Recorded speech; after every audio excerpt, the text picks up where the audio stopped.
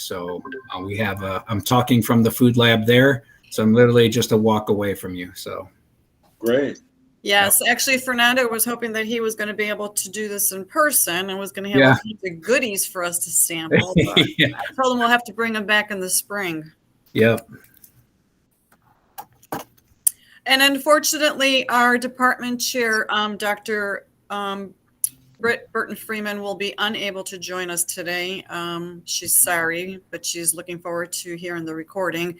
She's on a flight, so she was unable to participate with us. Okay, that's no problem. All right, looks like we've got about 20 people on, and it's 1:01. So Armand, I will let you begin with the introduction. Okay, thank you, Cindy. Hi, this is Armand Paradise, Director of Student and Industry Relations in the Department of Food Science, and I'm pleased to welcome you today to our Food Science Department Seminar Series. Today, we have an industry guest speaker, Fernando Martinez Jr.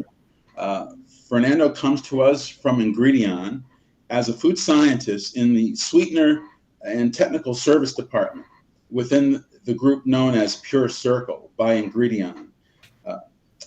He has been working in the food industry for 14 years and has specialized in various food ingredients such as pea protein, corn-soluble fibers, maltodextrins, polyols, and stevia leaf sweeteners, or leaf-sourced sweeteners. He has earned his bachelor's degree in nutrition and dietetics at Northern Illinois University. So for today's presentation, we want to welcome Fernando Martinez, project leader in the Pure Circle branch of Ingredion. Today he will be presenting a great overview on what is stevia, the origin of stevia, and how it is manufactured. He will also talk about the composition of the stevia leaf and how and why you would formulate with it in various food and beverage applications. So to those attending today and watching the recording at a later time, let's give a warm welcome to Fernando Martinez Jr. from Pure Circle group of Ingredion. Take it, Fernando. Great, thank you, Armand. Like I said, you know, been in the industry for about 14 years, and basically this will be a very high level overview just of stevia. We'll try not to make it too commercial, just because of the attendees. So if you were a customer, I definitely would be boring you with our value added proposition and things of that nature. So let's see here.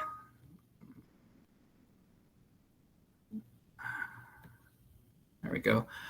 Did it move to the next slide? Yes. I'll take that as okay, yes, great. it did. So for those that don't know, stevia, just where it comes from, it is a leaf, so it is plant-based. It is originally from Paraguay, was discovered by indigenous tribes in Paraguay. It is grown abundantly in Paraguay as well as Peru and Brazil. They originally used it, the indigenous tribes in Paraguay, basically as a sweetener that you put in your mouth. They would literally rip the leaf off of the plant and just chew it. And so it doesn't sound very sexy, but actually it doesn't taste that bad. So if you ever get a chance to try it, you can actually buy it on Amazon, stevia leaf plants that are grown, or sometimes at a nursery. And it's actually pretty tasty, and you can actually taste all the different attributes that come from the stevia glycosides in the leaf. So currently, right now, it is grown primarily in China, just for cost of scale, but it is also grown in Kenya, I think Zambia, Paraguay, Brazil. There's small farms here in the U.S., particularly like in North Carolina, where there's been where the tobacco industry has actually taken a really big hit. And what we've actually discovered, some of our agronomists, is that both stevia and tobacco, they actually like the same type of soil and environment. So it's really helped some of the tobacco farmers to kind of rejuvenate their industry, but in a different one, and help to bring back revenue to their to their families and the land. Stevia is roughly between 400 to 50 to 400 times the sweetness of sugar. And that really comes down to the type of glycoside. What you'll see throughout the presentation, there's 11 main glycosides, but Pure Circle by Ingredion has already discovered over 50, and we have just an enormous amount of patents published on a lot of these glycosides that have been discovered. It typically takes, for those that want to try to like visualize, about 3 stevia leaves to replace about 25% of the sugar in 1 can of soda. How much sugar is that? So typically sugar, or the amount of sugar in a typical can of soda that you would buy in, here in the US, whether it's Coke or Pepsi products, it's roughly around 10 bricks. So you'd be replacing about 2.5, 3 bricks, give or take, of that sugar. Stevia is 0 calorie, non-GMO, so that's always a good thing for customers looking for more friendly label or natural type sweeteners. And it really impacts a lot of different people all throughout the world. It's definitely readily available. And a fun fact too is that it's actually from the sunflower family. In terms of composition, so a typical leaf of stevia has roughly 50 to 60% fiber.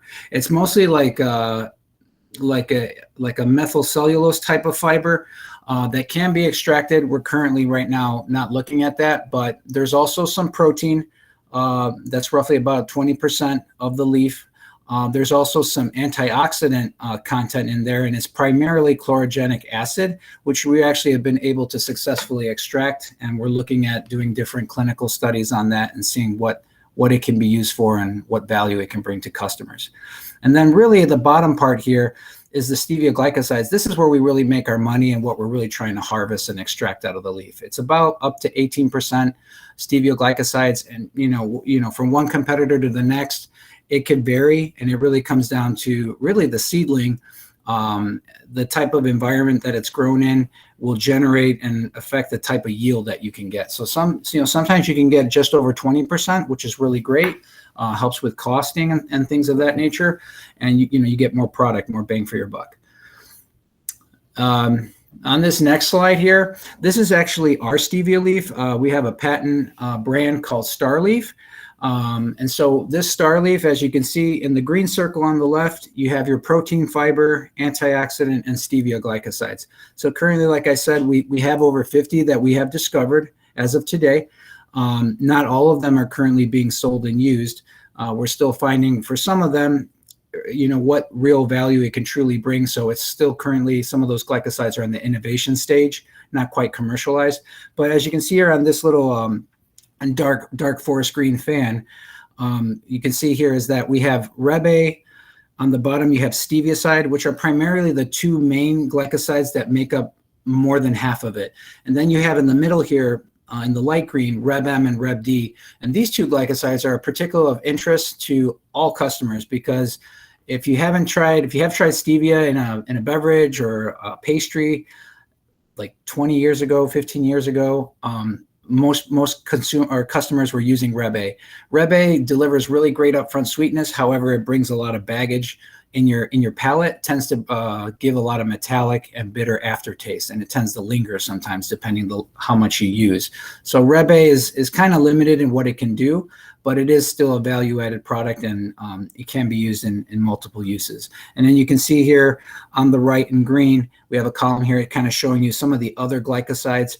It seems like there's so little, and they come in trace amounts, but that's why it's so important that, at least on the agronomy side, when they're trying to create the best yielding leaf that can generate the most glycosides, it really helps in terms of a cost and use perspective.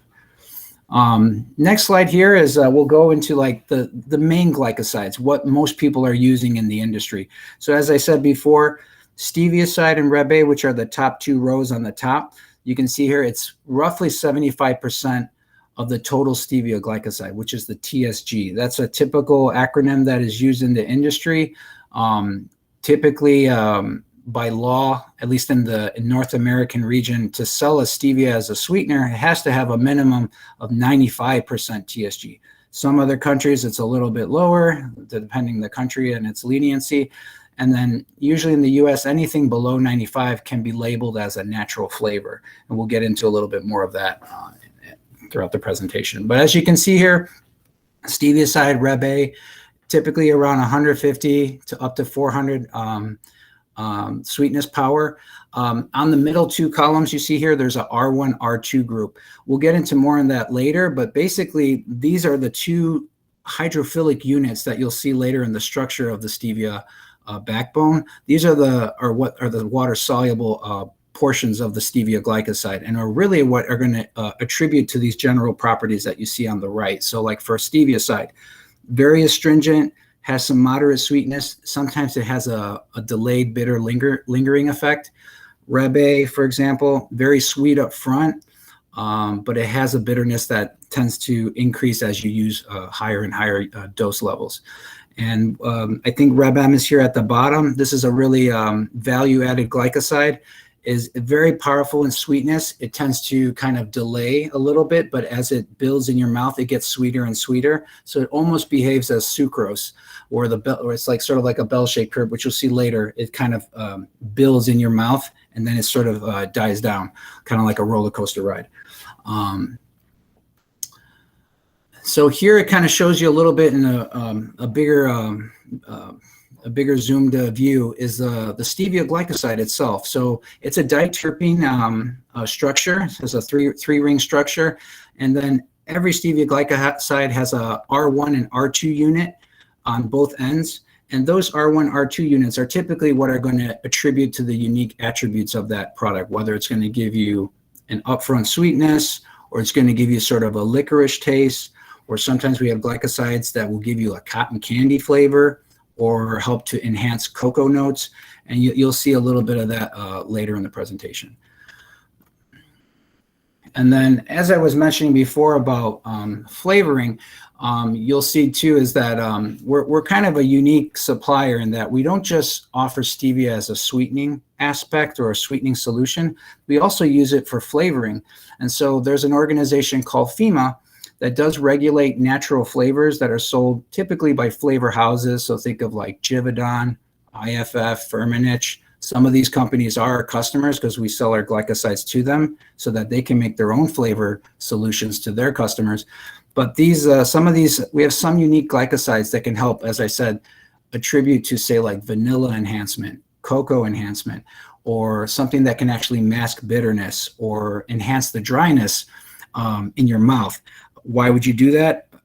It depends on the application, but say, for example, like a tea beverage, where there's some teas that, some of those tea extracts, they're naturally astringent, but maybe in some countries they want it to feel more astringent because then in their mindset, when they're consuming it, it feels like they got more pure tea.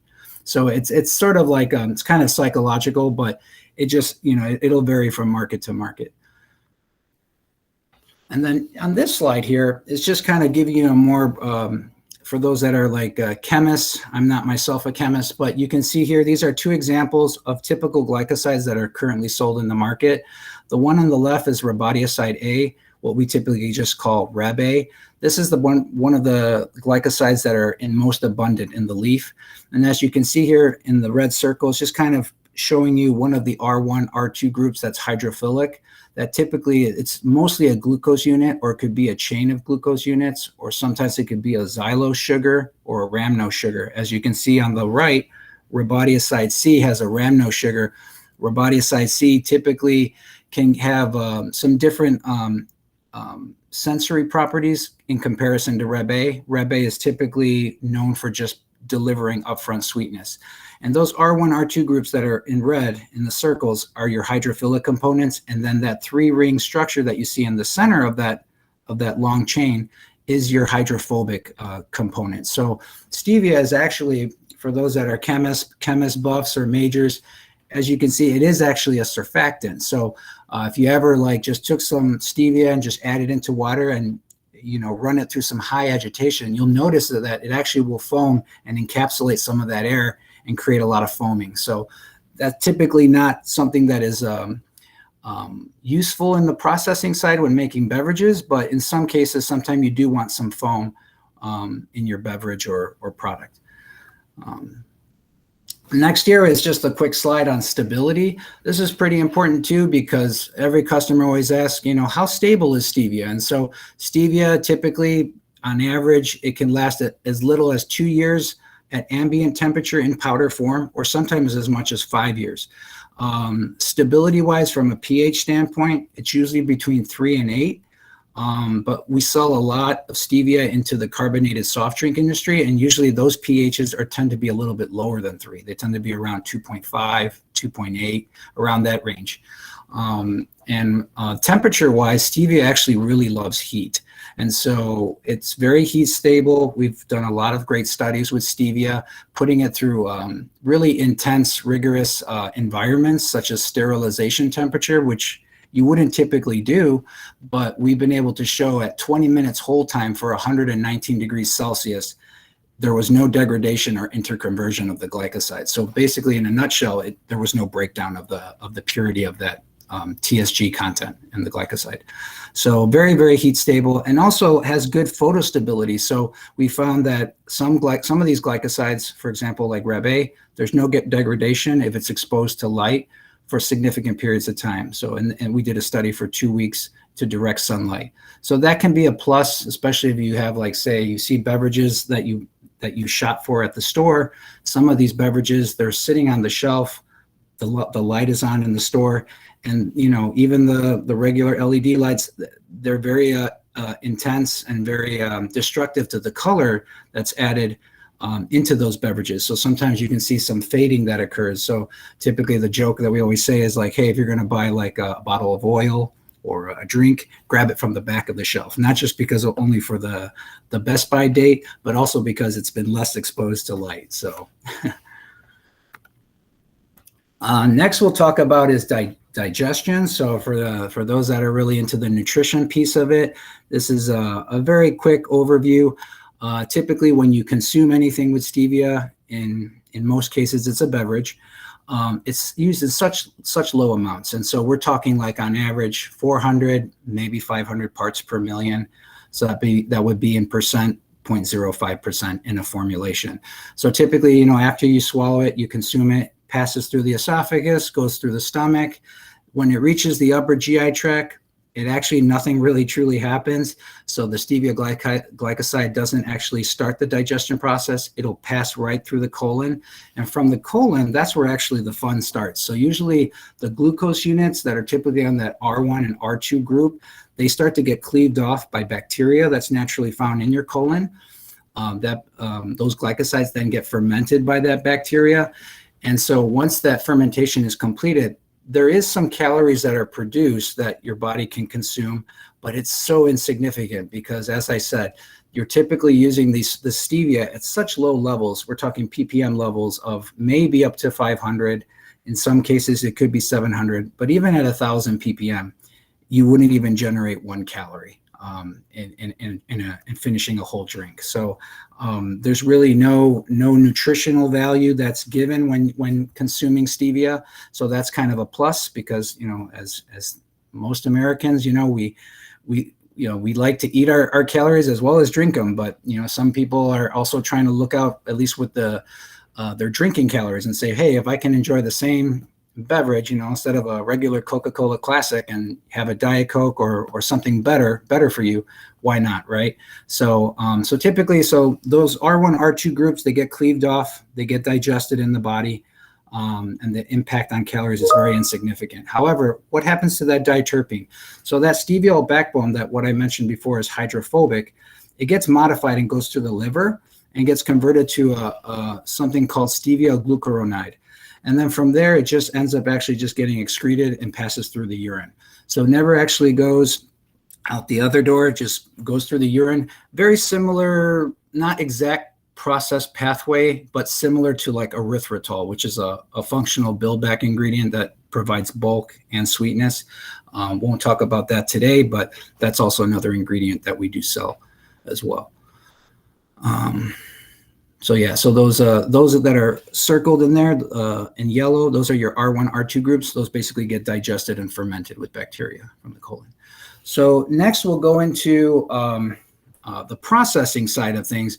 I'm not a process engineer, but I have a general idea of how it's made. So basically, this stage 1 process here, we have actually 2 plants, at least Ingredion. We have one in China, and stage 1 is done in China. And then you'll see on the next 2 slides, we have another processing step that's done in Malaysia. So this stage 1 here, what we do is we actually take the dry stevia leaves, as you can see in the picture above.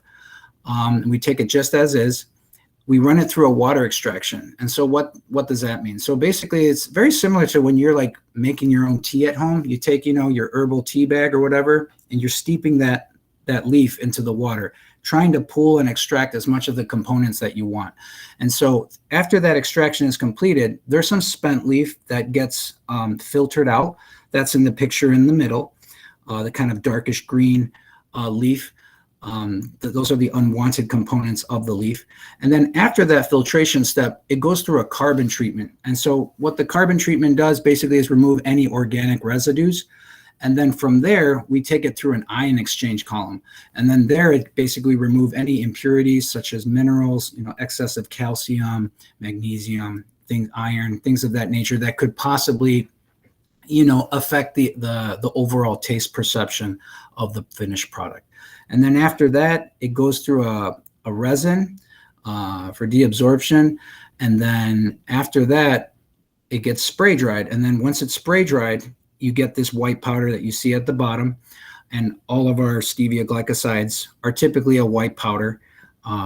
So it looks basically almost like baking soda in some respects. And then you get all these different extracts that we make. Typically, all of the extracts that we spray dry on this first stage are sort of like our bottom of the barrel first generation stevia. So things that are typically a mix of different glycosides. We have a traditional product that's called SG95 that has actually 9 different glycosides naturally all compounded together.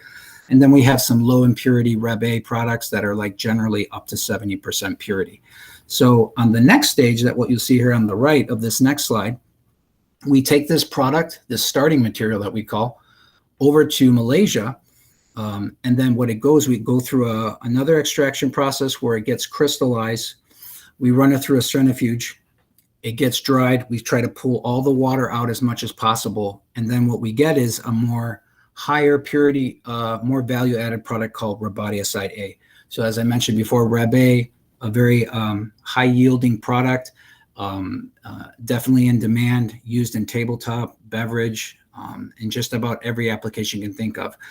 So this delivers really great upfront sweetness. However, not everybody likes Reb A, and we know that. So what we do then is we take it through another stage, at stage 3, which is also done in Malaysia. And this is what we call our bioconversion, or in some cases, people call it biotransformation. What does that mean? The most simplest terms basically is it's an enzymatic process where we take an enzyme that's non-GMO verified, we add it into the steep tank where you have the stevia mixed in water, and it goes through basically the enzyme is used as a catalyst. And what it does is it takes this lower impurity product and it speeds up the process of generating or converting the Rebaudioside A, which we took from stage 2, converting it to Reb M, which is what we're looking for. And so it generates a more higher purity Reb M at a much more faster, cost-effective way. And then after that, once you get that purity to the level you want, we filter it out. It gets spray dried again, and then voila, you have Rebaudioside M. And so that's kind of a quick overview of the process. This next slide here just kind of shows it to you a little bit more friendlier approach. There's 3 different ways that you can make stevia currently in the world today. The one on the left is actually, and the one in the middle is what I showed you currently on the last 3 slides. So you have what's called extraction. This is the most expensive, most natural looking approach. You're just actually extracting it with water and very, very little solvents. It's very expensive. However, its advantage is that it's clean and it's label friendly and approved basically worldwide. The middle one, however, is gaining a lot of traction because, so like in the one on the left, extraction, you can actually get Reb M from extraction. So people ask, well, why would you do bioconverted? Well, because it takes Mother Nature too long to generate Reb A that's naturally found in the leaf to convert it to Reb M, and the amount that it generates, the purity is so low, it's like 40% lower than what you can get from bioconverted, and you'll get such a lower yield. So the bioconversion method is the better approach. It cuts the cost down almost in half, and then the purity is actually higher.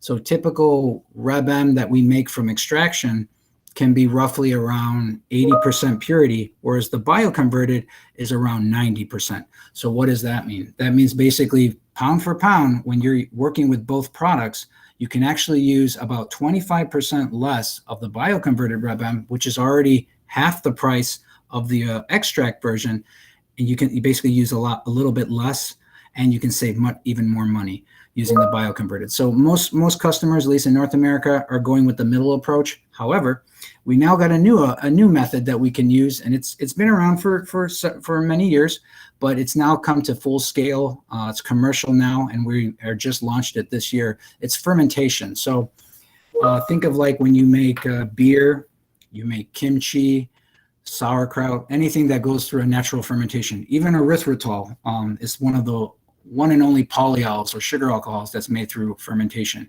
We actually are able to create Rhodiocyte M from actually either corn or sugarcane.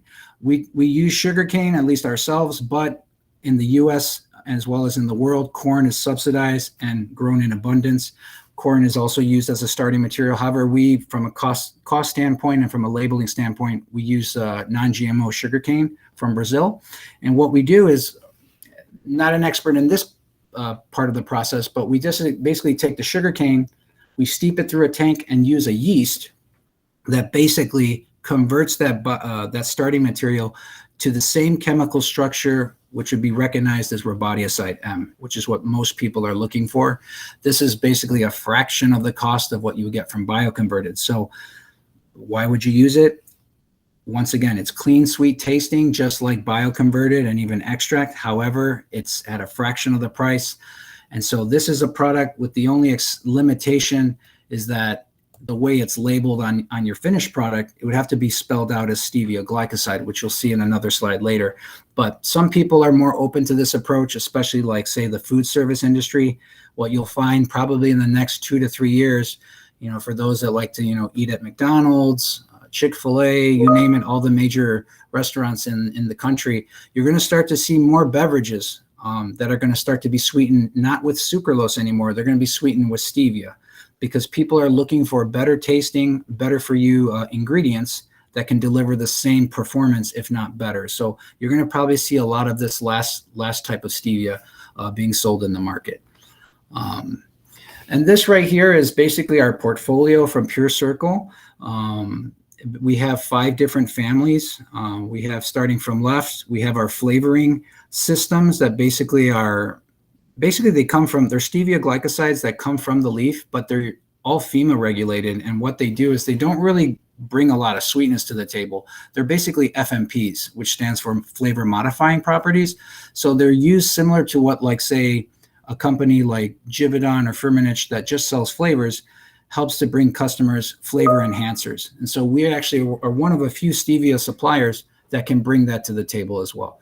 And then we also have some custom solutions called integrated solutions, where we can sell things that are, like, say, custom made to help sweeten, say, a dairy product, or sweeten a cereal product, or a sports nutrition product. And then in the middle, we have our foundation, which is our first generation glycosides like Reb A and SG95. And then the breakthrough ingredients are basically what I mentioned before, what people are trying to look for, which is Reb M and Reb D. Those are our cleaner tasting glycosides that taste like sugar. That's pretty much what our focus is on. And then on the right, we're just slowly tapping into extracting CGA, which is chlorogenic acid. So if you've ever had, I don't know if anyone's ever tasted CGA in a product before or on its own, it can be very astringent and a little bitter. What we're trying to do is this CGA actually, we're trying to use it as a replacer for green coffee bean extract. So if you've ever had green coffee bean extract, there's a lot of hype with it, is that it actually tastes a little bit sweeter than green coffee bean and has less astringency and bitter linger. So we're looking at opportunities to provide a substitution for that ingredient in, like, the dietary supplement market. And this kind of breaks it down into the different families. Basically we sell a lot of different flavor modifiers, custom solutions that we typically call Sigma. So we have like a Sigma beverage solution, a Sigma dairy, Sigma tea. We also sell cost reduction solutions. So for customers that are very cost sensitive, like tabletop, and even some regions like, say, for example, in Mexico, India, where they're looking for some value, but they want something that tastes almost as good, but they don't want to pay too much. So, you would offer something like this. And then we have some moderate sugar reduction solutions like Rebe, and then also some taste improvement and deep sugar reduction solutions, which at the bottom one is typically what we're focused on, is where we see the real money and the real future for stevia is in the deep sugar reduction category. This kind of showing you a quick sweetness curve chart. We tend to show these a lot to customers, and also spider graph charts, because it kind of helps to lay out the ground and kind of give customers a visual on why would I use one over the other. So in red here, you see on the left is Rebe 97. That means that's a 90% purity of Rebe that's traditionally sold in the market. As you can see here on the left, on the y-axis of that chart, is the sucrose equivalence. Typically something, say, along the lines of like a Sprite or a Coca-Cola, Pepsi, that's full sugar, is around 8 bricks or 8% sucrose equivalence. Rebe 97 usually kind of taps out at about 7.5. What does that mean? So that means basically if you try to use anything higher than 7.5, basically the product becomes very, very bitter and very metallic. It has a really strong aftertaste, and this is a very like the max usage. And this sort of chart isn't really representative of any specific market. It's representative of what the world thinks. So in, say, somewhere like in some areas, like say in Europe, where they're much more picky, and not to stereotype, but Europeans don't like things as sweet as Americans, and they're much more sensitive to different things that get put in their mouth. So they would typically want a beverage that's maybe around 5 bricks. So Rebe 97 would not be a very realistic solution, because it would offend a lot of a European's palate. So we would switch and offer something like Rebem that can actually go as high as 12.5 or even 14 bricks. So there's a lot more potential, a lot more cleaner sweetness that can be imparted in a beverage. So that's what this graph is showing you. And on the right, you can see there's we typically show stevia in acidified water, because that's typically our main. Sorry for all the notes that are popping up. Basically, it's kind of showing you all the different main types of sensory attributes like bitterness, sourness, sweetness. You can see the differences from 0, how they compare, and why you would use one over the other. Let's see here. Going to the flavor side, we do also sell flavors, which is kind of unique. A lot of people that have heard of stevia, they think stevia is only used for sweetness. It is, but there's also some other things that we have discovered over the last 5 or 10 years, other value added that you can use with stevia. Not only is it used for sweetness quality, but we're actually finding that it works great in a lot of systems that are vanilla or cocoa flavor. So you think of like, say, vanilla milk or chocolate milk that you would serve to, say, like your kid, or something like a Hershey's chocolate milk, or a, Nestle or something like that. You can actually add one of our solutions, reduce the amount of cocoa or vanilla extract in your product, and actually just only adding our product on top, replacing it, can actually save you money and actually give you the same performance without affecting the overall taste profile. So that's kind of cool. So that's something that, customers are looking for too. Not only are they looking for something that improves the product, but they're also looking for cost reduction. And we find that throughout all the industry. Some other things that it can also do is on the top back end build. Say, for example, there was one project I worked on where a customer was trying to make a product that was like a knockoff of tahine.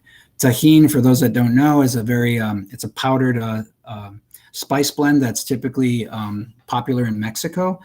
You can find it in the U.S. People, they put it over their tacos, over their food, beans, rice, you name it. And it gives a really nice spicy flavor profile. This customer wanted something that can deliver that same level of spiciness, but actually make it last longer in their mouth, to kind of show to the customer that, hey, look, This actually lasts longer in your mouth, and you will actually, it'll make you feel like you're getting more for your money. And so we have a product called NSF8 that can actually deliver that spicy linger that lasts in your mouth longer. Wouldn't work in every market, say like in Europe, but in say Latin American countries or in some parts of Asia, it might actually go really well and be perceived very beneficial. And then we also have another category called sodium reduction. We're actually finding that there's some glycosides like NSF3 and 5 that actually can help reduce the amount of total sodium or MSG in a product, say like soy sauce or something like that, or ketchup that usually typically has a lot of sodium, and lower that amount of sodium that's actually added for enhancement, and use this product that's more better for you. And it can just be labeled as natural flavors. So we have other tools in our tool belt that also can be used not only on the sweetness side, but as well as flavor. And then for those that are, because I know most of the people on the call, you're probably studying food technology or food science, however you want to name it. For those that are wanting to maybe pursue becoming a product developer or a food scientist, like why would you want to formulate with this? So the way I kind of look at it, as well as a lot of other scientists, you see the sweetness bell curve. In brown, you see this curve in the very center that goes from left to right. That's how sucrose behaves in your mouth. So it's sort of like a long roller coaster ride. So it sort of starts as you're consuming a beverage with sugar, typically around 8 or 10 bricks. It starts to build up in your mouth. Sugar is really unique in that not only does it deliver sweetness, but it delivers mouthfeel. And sometimes that mouthfeel goes hand in hand with sweetness, because typically as the viscosity increases in the matrix of your food or beverage, typically the sweetness is delayed and takes a little bit longer to hit your mouth. So as the viscosity lowers or gets reduced closer to the viscosity of water, it tends to deliver much faster. But as you can see, sucrose kind of behaves as a nice bell-shaped curve, starts really slow and ends really slow. Now we have some other glycosides that don't work exactly like sucrose, but they're pretty close. We have a product in green here, in a green curve, called SG9530. It's a proprietary blend that kind of starts a little bit fast and it builds really quickly. So as you can see, the curve jumps really up fairly fast, and then it tends to delay a little bit longer. So, why would you want to look at this? Because say if you're a formulator, your customer is saying, hey, it's like your product's good. It's got great sweetness peak in the center and good sweetness at the end. However, say the upfront sweetness doesn't really exist. I really want it to deliver faster. What can you help me with? So we have a product called NSF1, which is a flavor enhancer that delivers just upfront sweetness. You would add that in there and that would fill the gap, which is that curve in red. Or say like a customer saying, your sweetness is great up front, it's great in the middle, but I'm getting some sort of lingering aftertaste, say like a bitter aftertaste or a licorice note that shouldn't belong, say like in milk. And so we can add a different product like NSF3, for example, that can help suppress that. And what that does, people ask, how do these FMPs or NSFs work? Basically, it's all a physical chemistry. What happens is that they're used at such low levels, and the best way to describe it is that they kind of basically almost get on top of the different taste receptors that are in your palate. You have different receptors of sweetness that tend to be on the tip of your tongue, spiciness that tend to be sort of like in the middle, the back of the tongue. And so what these FMPs do is they kind of block and sort of create like a shield over these taste receptors, so that as you're consuming this product, you're not actually getting rid of the spiciness or the bitterness, you're just blocking it. So that way your body or your tongue doesn't actually detect that. So it's kind of a cool thing. So it's kind of a physical chemistry component to it. And so this is something that, everyone's always looking to try to make the new and improved Coca-Cola or their own knockoff of Coke. And so there's different formulas out there, as everyone knows. There's like RC Cola, there's Pepsi, there's Shasta, there's all these types of different knockoffs of cola beverage out there, and each one is very unique and different from the other. So with these different tools, you can modify and tweak and make your own version of, Coke or chocolate milk or you name it. So switching now, we're going to go into labeling.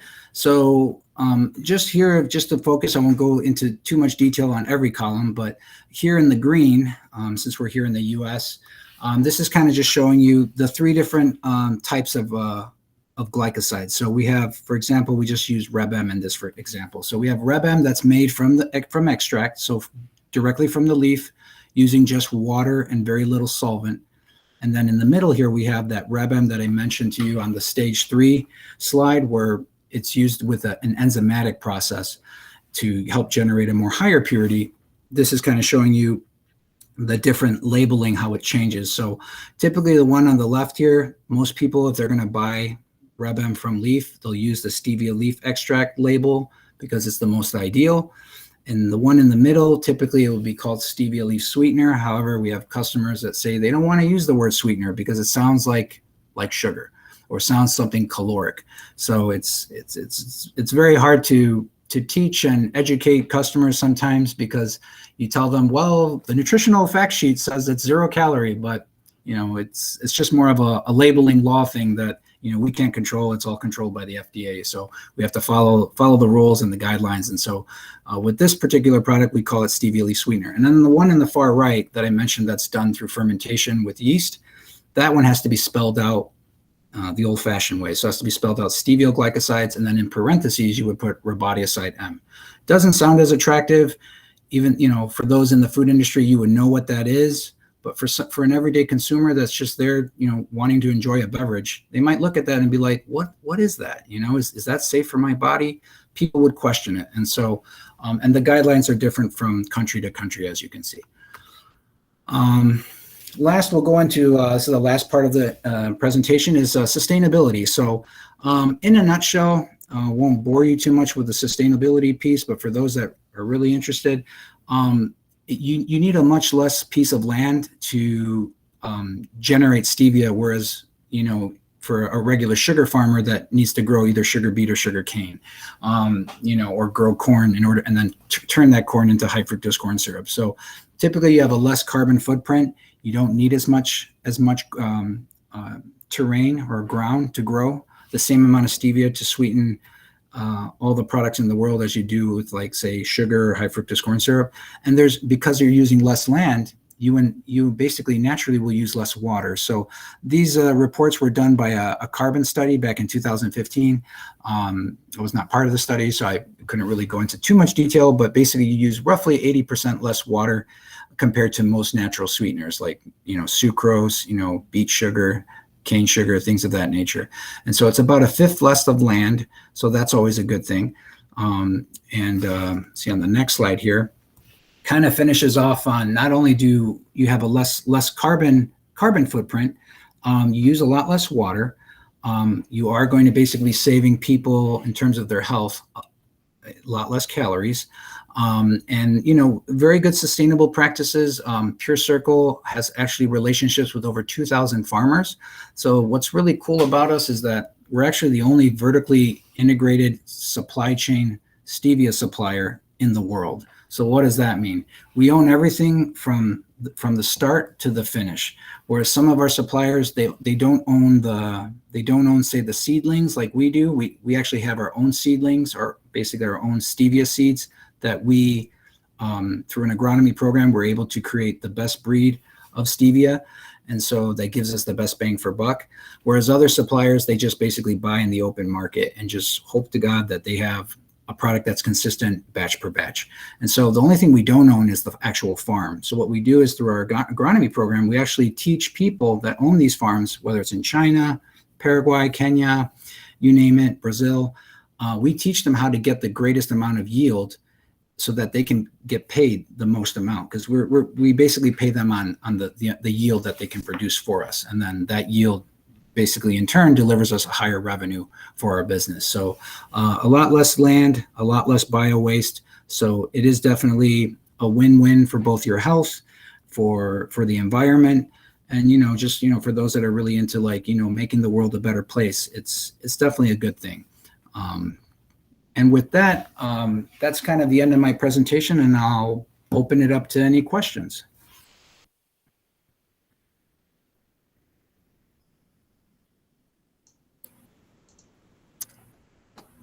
Thank you very much, Fernando. Anybody have any questions? Fernando, I have a question. This is Armand. Yes, sir. Yeah, a question has to do maybe with the application of stevia for example, jelly beans or gummy bear products. Yes. What do you replace the soluble solids with when you're reformulating, when you have less other sugar sources or sucrose?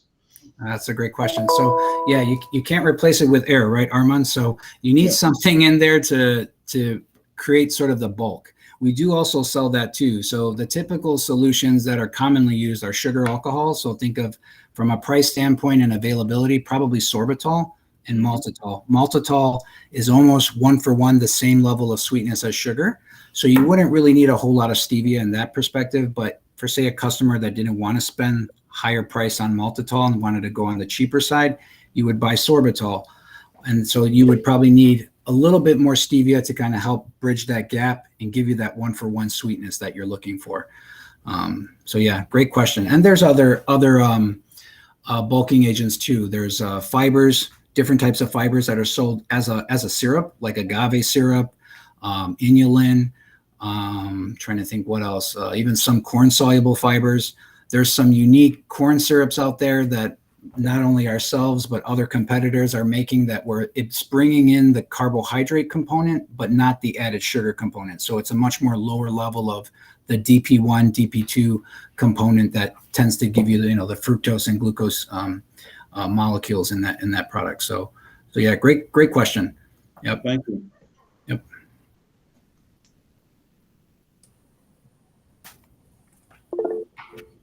Hi, Fernando. This is Wei Zhan. I enjoyed the talk. It's very interesting, very comprehensive on this particular product.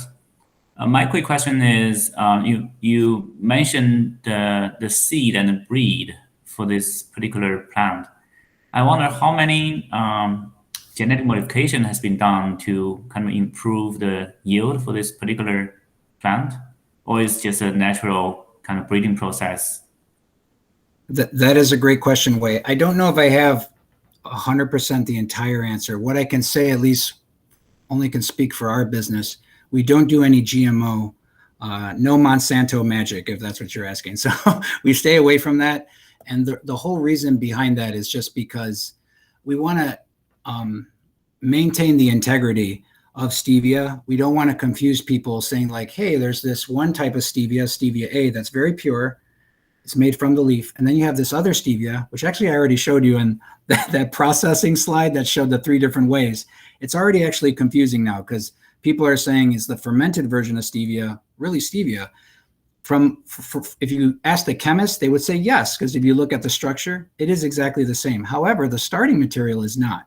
But how you get there is a little bit different. But that is a great question, Wei. I wouldn't be surprised if there are companies, don't want to say, I'll just say out east of the world, that are probably looking at that from a cost standpoint, from a yield standpoint. So it is probably out there, but I don't know if it's really being sold commercially today, just because I think most consumers would say, well, how is it made? Do you have documentation that it's non-GMO, things of that nature? So I think probably the answer would be no from, commercially, but the technology probably exists. It's just, I don't think anyone is doing that right now. Okay, thank you. Yeah, good question though. Fernando, there was a question. Is it possible to grow sativa here? Oh, stevia. The answer is yes. It's not cost effective. If you can find a large group of Americans that will do it for the cost of what you would pay someone in Paraguay or China or in Kenya, I'm sure it would be all ears. But and I hate to put it like that, but that is the truth. That is the honest truth, because it all comes down to cost. And really the biggest cost in almost any industry, it's not just only in the food industry, is labor. It's always labor at the end of the day.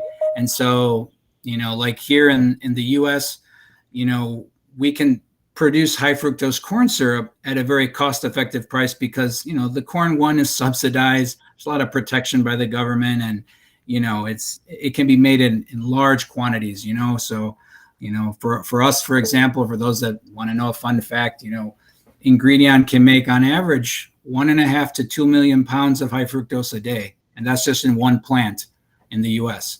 So, and we're not even the largest. So that kind of tells you there's a lot of it out there, and the more supply you have, the more that the cost can go down. But with stevia, since it's still relatively new, it is generally a little bit higher in price, and it should be, because if you compare it to, say, sucralose can be made synthetically. It's made typically in China, 99% of the supply. It's a great product, but there's a lot of also clinical studies that are kind of showing some negative drawbacks with it to your health. So, but yeah, it technically can be grown. If you are going to grow it, if you're going to pursue a business in that, I would talk to a tobacco farmer, because tobacco farmers are hurting, and their farming techniques and environment is perfect for stevia. So, yep. Other questions? Hi, this is Indika.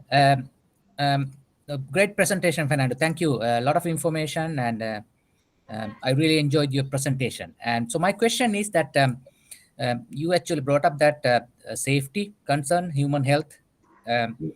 So there were, I remember there were some stories, some research studies, at least animal studies, showing that they can cause liver damage, kidney damage, and can increase the liver enzymes. But there are also studies showing that, especially people who have non-alcoholic fatty liver due to, high glycemic food, these products can significantly help to reduce their, the non-alcoholic fatty livers. So do you guys have done any research relevant to these, or you have any inside stories to share that with us? Yeah, we do have some studies that we've done, and we've heard of these things that you bring up about kind of being stressful on the liver per se. I think we don't know the whole story yet, to be quite honest. And to do these clinical studies, they're actually quite expensive, and even for a company of our size, they're a little bit out of our cost. It's just very expensive. And so we try to leverage other customers that say wanted to put the money into it, or sometimes we combine forces with other companies that maybe are non-competitive and say, hey, look, if you're interested, we're interested. Let's see if we can split the cost and see if we can pay an external company to do these studies. I think it's not 100% true to say that it is taxing on the liver. I have heard, but I haven't seen any studies that have been real solid in human. So until we see that, I think sort of the jury is out. And so, but yeah, I can see the concern. But the thing I would also mention is that, as a dietitian would always say, everything in moderation. That includes smoking, drinking beer, you name it, things of that nature. However, even if you were to consume, say, 2 or 3 beverages of your favorite 0 calories, soda or whatever, pop, that had stevia, you're using it at such trace levels. You're using it at as much as maybe 500 ppm in a can. So the thought of you possibly having some sort of danger to your health is super low, the risk. And I think people will not take it seriously. And I think people would be like, well, let's just wait and see 20, 30 years. Maybe we'll be wrong. And then there'll be a new ingredient that comes and takes over, and it will be the new and improved, Hail Mary, Mother of God, product that's going to save the world. But for right now, the jury is really everyone is kind of giving bad rap to high fructose corn syrup, right? To sucralose, HK. There's lots of studies for related to ADHD, things of that nature. So it's going to take time. I wish I had a more solid answer for you, but I've heard of these things that you mentioned, and I think they definitely should not be taken lightly. Right. They should be taken serious. Fernando, you said you got a point. You said that these are very expensive. Yes, I agreed. But are you aware that we have a clinical nutrition research facility at IIT that you can get done these kind of studies, and we have done these studies. Oh, I like your sales pitch there. Yeah, no, I did not know that. But yeah, we have all the capabilities, and we do human research. And so if you want to, if your company wants to do, here you have in your backyard. I would be personally interested, because we don't just want to say it; we want to actually be able to demonstrate it and show it. Correct. And that's right. The proof is in the pudding. So I will definitely reach out to our manager levels and see if this is something we can swing. Yeah, it's going to depend year to year, but I would be very interested if we could do something like that. Thank you. Thank you, Indica. Hi. We have some raised hands. Cindy, can you? Yes, they got the order. They're going. I already told them. Yeah. Okay. Hi, Fernando. I'm Supriya. I'm a student in the food safety department. I wanted to know that even Reb D is considered very sweet. So why like only Reb M is being used and not Reb D? I'm glad you asked that question. So the reason for that is that so Reb M is not a very abundant glycoside in the leaf. It's on average 0.1% in the leaf. And as you saw in the whole composition of the leaf, there's not a whole lot of glycosides that are extracted from that leaf. So it just gets smaller and smaller as you go from one process to the next, one step to, further as you get to the final product. So Reb D is usually about half of that. It's about 0.05. I agree with you, Supriya. It is a great tasting product. The reason we don't push it is because no one wants to pay top dollar for it. So to give you a perspective, how much does it cost? On average in the market, Reb M, if you buy it from leaf extracted, not with any enzymatic process, it's roughly $400 to $500 a kg. It's expensive. And so, a bioconverted product is going to be about half, and that's going to depend on the supplier, their availability, things of that nature. And Reb D is, quite frankly, it's somewhere around 3 to 325. So compared to 300 to say about 200, 250 for Reb M, people are going to be like, well, it almost does the same job. So I'm going to save myself $50 per kg, and I'll go with Reb M. And right now, that's kind of the gold standard, Reb M. But I 100% agree with you, Supriya. Reb D is excellent. It actually, in my opinion, is the best tasting glycoside as of today. But it's, for us, from a supply chain standpoint, is our second best. So we're focusing on Reb M because people, they want that glycoside. So. Okay, and how do you like mask the bitterness? Like I have read many places that people do use stevia and like monk fruit extracts and stuff like that together. So Yeah. like So how do you hide you said the bitterness? yeah, the bitterness, yeah. Yeah, so stevia naturally, depending which glycoside, will impart bitterness. Reb A is very notorious for that. So, basically, the best answer I would say is from at least our company, our portfolio, we have some FMPs called like NSFO2 or NSFO3 that basically help to reduce or eliminate that bitterness that you would get at the end. How does that work? Some of them, it's basically a physical chemistry. When that product actually hits your tongue, it hits the taste receptor of your tongue and blocks it. So that way, that component that attributes that bitterness doesn't actually hit your tongue and doesn't get absorbed. It just passes through. So it's still there. It's not taking it away. It's just blocking it. So it's like a shield. It's the best way to put it. And NSFO2 is a very unique product. It's a glycosylated stevia that actually it's the largest molecule that we sell. And so it's the same diterpene molecule that you saw on the slides.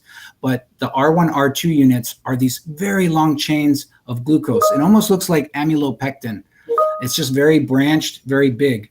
And so people think that, the more glucose, it's the sweeter it is, right? Not exactly. So it gets sweeter, but after some point, as the chains get longer and longer, it gives more of a rounded sweetness. So it actually has a good masking capability for bitterness, astringency, and even sometimes metallic taste.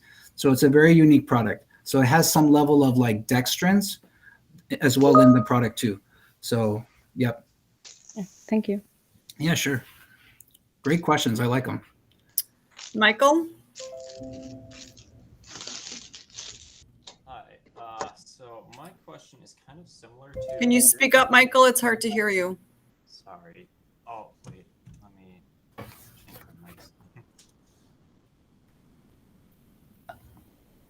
I didn't catch that. Is that better? Is that microphone better? It's low, but I can hear you. Go ahead. What's your question? My question is so. Oh, there you go. That's similar better. to Indica's, and he said was referring to the liver effects that stevia has, and we know there's a lot of other health effects on other sweeteners like high fructose or sucralose. Are there any other, from the health standpoint, that you would consider are worth looking into? Like, I know a lot of research is being done on stevia from that side.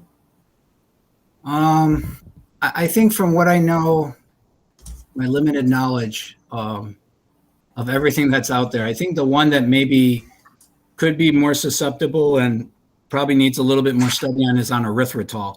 There's been some studies out there saying that because it doesn't get digested, it just gets excreted through the urine and has a similar digestive pathway as stevia, but slightly different in terms of how that erythritol gets converted and how it stresses the liver.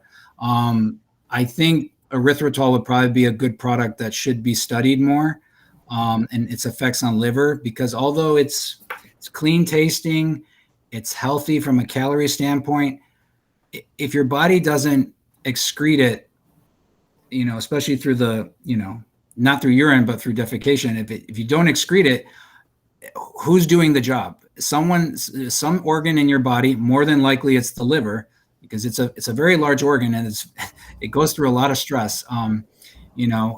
Even high levels of protein also can be stressful on the liver. Someone has to clean it out and filter it out so that it can get excreted properly. So I think erythritol is definitely one that comes to mind off the top of my head that should be studied more, and have consumers be given the real answer is whether it's safe for your body or not. Because erythritol would be more high risk because you wouldn't use it at ppm levels. You would use it at the same level as you would use sugar, very high levels. So 10%, 20%, even say like in candies, it would be more than 50% of the formula. So that would be more of a high risk, a product that I would think should be on the radar. Yep. Would you say there's any products maybe more healthier than stevia at this point? Or do you think that's the number one? Yeah. Not to be biased, I would say, honestly, it's between stevia and monk fruit. And even monk fruit, I'm still learning more about it. It has its own unique properties, and it's only exclusive to China in terms of where it's made. So it has that, it's from China. So, some people don't trust things that come out of China. I mean, we make products out of China too, but, and it's all because of cost. But monk fruit's very unique, and it has a very nice label. You should try it if you haven't. It's a great product, but it's also limited too. So I think those two are probably your gold standards for what's considered better for you or healthy. I don't think there's anything else out there that would be deemed as healthy or better for you other than those two, at least from a commercial standpoint. There's other products out there that are sweeter and are much more higher performance, like Neotame, but Neotame's not natural. It's the sweetest thing out there, but it's just, no one's going to want to use that, in their products just because the labeling is really bad. People are going to ask, what is that? So, yeah, but I would say monk fruit and stevia. Okay, I believe we have one more question before we wrap up. Yeah. Hello, Fernando. This is Rakesh Ghosh here. I'm studying my food safety and technology at IIT, and I just wanted to know a few things. The first would be what is the difference between the direct fermentation process for the stevia components and the high fructose corn syrup manufacturing? Like, they start at the fermentation level, and how do both get categorized separate? Yeah. So what's the difference between how fermentation of stevia is versus high fructose, you said? Yeah. Okay. I'm still learning about the fermentation of stevia, but from what the company who we are doing a joint venture has shared is that, they take sugar cane. It comes as a liquid mass. It gets poured into a steep tank. In that steep tank, I believe it's heated to a specific temperature. And then a programmed yeast, that they call it, I don't know what that means, is added in there. And basically it discriminates and converts that biomass of sugarcane to Reb M, and it matches the exact structure from a chemical structure standpoint to Reb M. And so it tastes very clean for two reasons that I know of. One, because the starting material is sugarcane, not stevia. Right. And two, it doesn't use solvents like is like how it's traditionally used on the stevia, traditional stevia processing.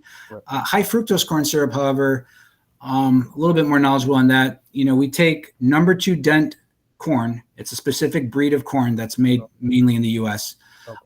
It gets steeped, and basically to soften those kernels, open it up, and basically goes through like a milling process to separate some of the fibers. And basically what we're trying to focus and extract is the starch. And so that starch is roughly 80%.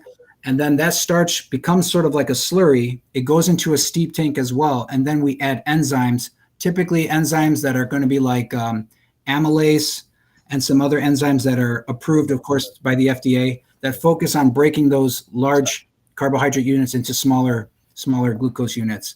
And then basically there's another enzyme that's added after that step. I'm not 100% aware of the naming of that, and that converts it to a higher level of fructose content.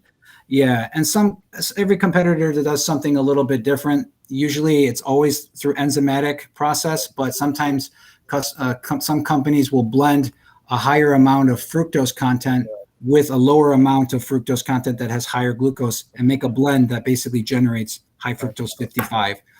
Yeah, so there's typically 2 types of high fructose that are sold in the world. It's high fructose 42 and high fructose 55. And that number just basically signifies the percent of fructose that's in that product. I hope that sort of explains your answer. I'm sorry if it wasn't very clear.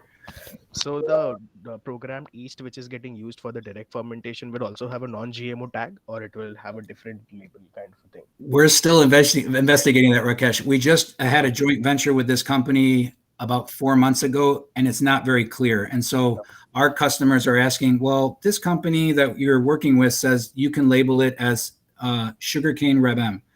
We are very conservative and we say, well, we're going to go based on the FDA guideline and say, no, it should be called stevia glycoside.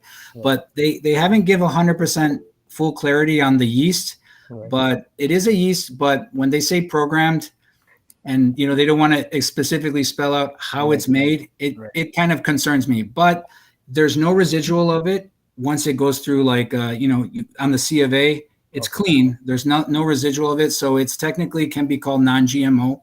However, when it started in the process, it is not. And so I am also skeptical about it, Rakesh. Okay. And as per the whole discussion, the whole presentation was wonderful, firstly, but the whole presentation was majorly on the liquid food application, the beverage and the liquid products. So I just wanted to know the use of stevia. Is it like this much level in the solid foods as well, or it's just under exploring part? Oh, good question. So depending what we typically say from a food application standpoint, we always ask the customer, how much sugar are you trying to replace? So we have what's called sweetness equivalent value. So say if it is a beverage like soda, it's typically around 8 bricks. Right. So we tell the customer how much you want to replace. They might say 8 bricks. So we say you would use, depending the glycoside you want to test, we would give you the glycoside and say, this is the level you would use in ppm to replace that level of sweetness. And all that is based on all the studies we've done in acidified water. And then with food, it's a little bit different because you have to consider pH. You have to consider the viscosity of the food and other components in that matrix. So if it's a very high fat food, typically you need higher level of stevia because the fat delays the sweetness when it hits your mouth. So it tends to actually be more expensive to put it in like ice cream or cake, things that are high sugar, high fat. But it does work. You just need to use a little bit higher level. Yep. Great question. Yeah, I wanted to ask that you told that stevia foams during the processing. So I wanted to know that is the foam utilized as a sweetener, or it's just a byproduct that is usually discarded or things like that? I would think for the customers that make beverage that they don't want foam, because foam tends to create a lot of problems, a lot of hiccups in the process. You never want air trapped inside a direct steam injection or like HTST equipment. So I would say it's probably filtered out somehow before the product enters into the system when you're making a product. But yeah, that's what we notice. It is a surfactant, and so it is going to naturally foam. So usually customers ask us, how can we get away with that? Well, if you if you don't want to change your processing parameter and make a more gentle agitation, you need to add anti-foaming agents, or you need to increase the viscosity of your product so that the foaming kind of gets regulated a bit. So there's many ways to control that, but yeah, typically foaming is not a wonderful thing to have in most cases. Yep. Okay, thank you. That would go like that with the last question. I'm really sorry about that. No, I just no, wanted no. to know, with the solid foods, as you told that the applications are getting explored with time. So are you guys also dealing with the caramelization or the browning aspect, which the regular sugar helps us with the solid food? Like how stevia can, counteract that?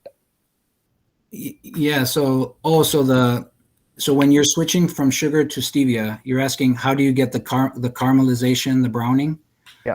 You're hoping that, yeah, because DP1, DP2 tends to do that, those type of sugars. So stevia does not brown, and many sugar alcohols don't brown. So how do you overcome that?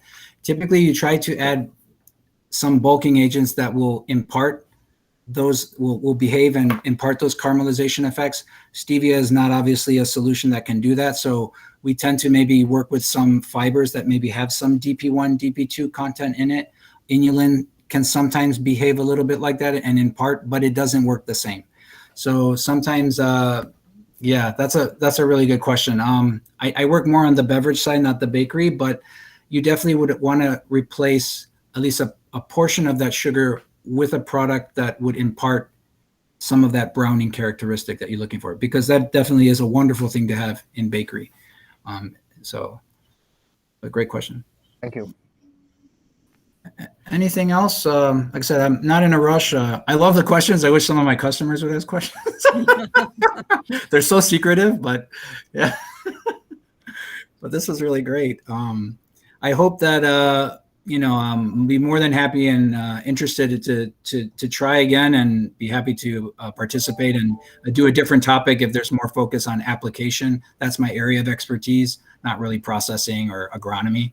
But yeah, and if there's an opportunity to do it in person, in a safe way, I would love to also do a tasting session. That's typically how I engage my audience and get them to really see and experience why you would try solution 1 over solution 2 and how it compares to sugar. So Well, I'm pulling you back in for the spring. Don't worry.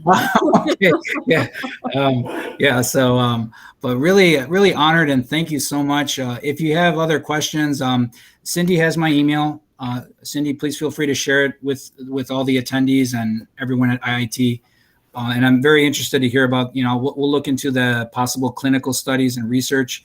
No promises, because it's always dollar. It's always about money.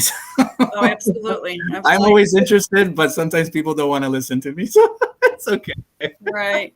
And if you ever want to schedule to come down to main campus and get a tour of the nutrition clinic, just let me know. Oh, thank you. I really appreciate that. Thank you so much. Thank you. All right. If there's no other questions, I'd like to thank you, Fernando, for a great presentation and for everybody's attendance today. Oh, thank you, Fernando. You all have a wonderful day. Thank you so much. Thank you. Thank you, everyone. Great. Bye. Thank you. Bye-bye.